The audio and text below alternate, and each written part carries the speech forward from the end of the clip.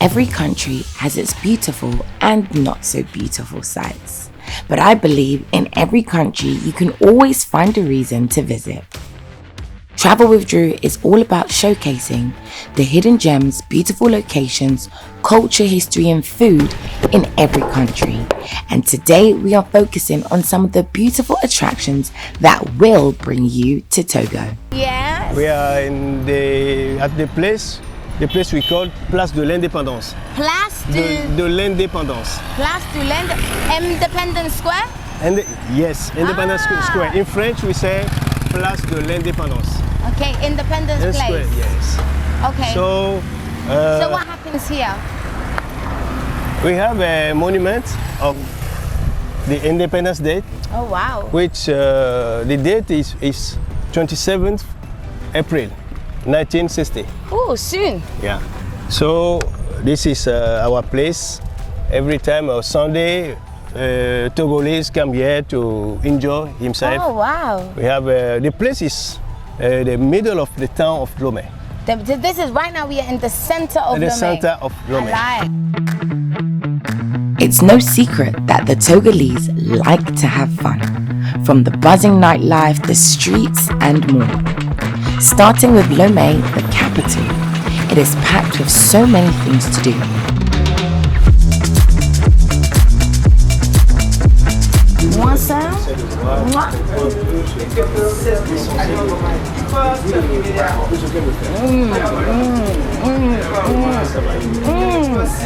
Relaxing in one of the many luxury hotels or beach resorts looked like one of the favorite activities done by the locals. It amazed me how close the beach was to the city. With around 15 kilometers of beach in Togo, we drove past so many beautiful, clean beaches and learned also a bit about the history.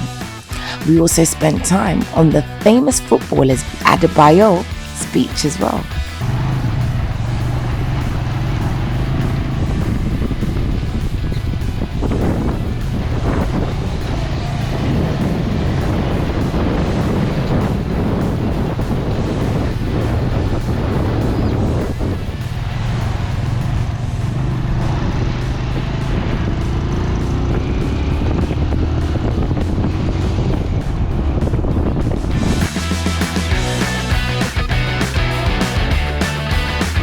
There are also many restaurants, rooftop bars, cafes to eat in, accompanied by live band, salsa, kizomba.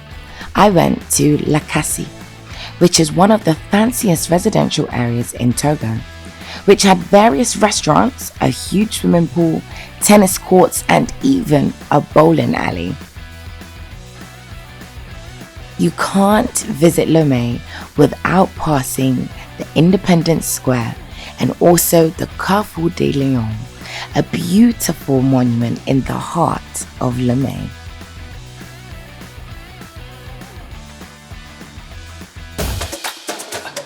If you're anything like me and you love nature, then you would enjoy a drive up to Palimé, with its greenery from the trees, landscapes, and even the Agou mountain.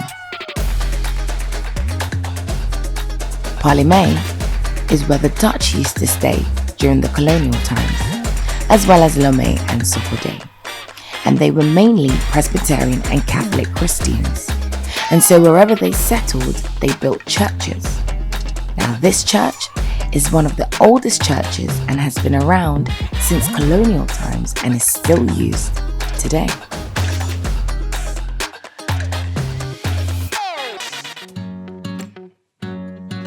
Whilst in Palimé, I went to visit, as you would know, or you can guess, a waterfall. Now we are in Palimé, and you cannot come to Palimé without visiting the waterfall in Lomé. Now right now this waterfall is completely different to the ones that I've seen so far because it's a bougie waterfall. That's what I'm going to call it, because we have marble steps to pave the way. I don't know how many steps, maybe over 100, over 1,000 steps, but we're going down to see what is at the bottom. Let's go. Cascade de Wom, a waterfall with over 1,000 steps to get to the bottom. It was tiring, but the view was indeed beautiful. The rain did start showing signs, so I couldn't spend that long there, but it definitely was so tranquil and surreal.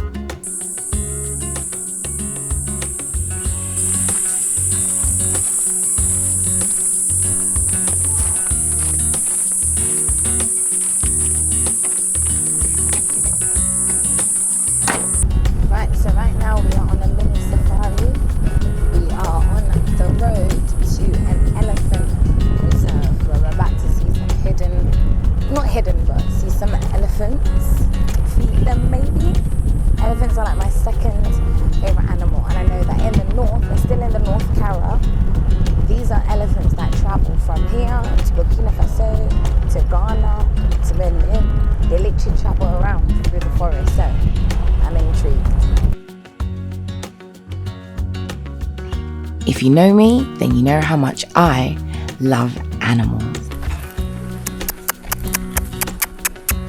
What? Oh! Let me put inside.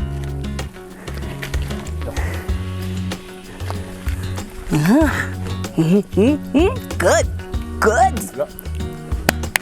C'est bon.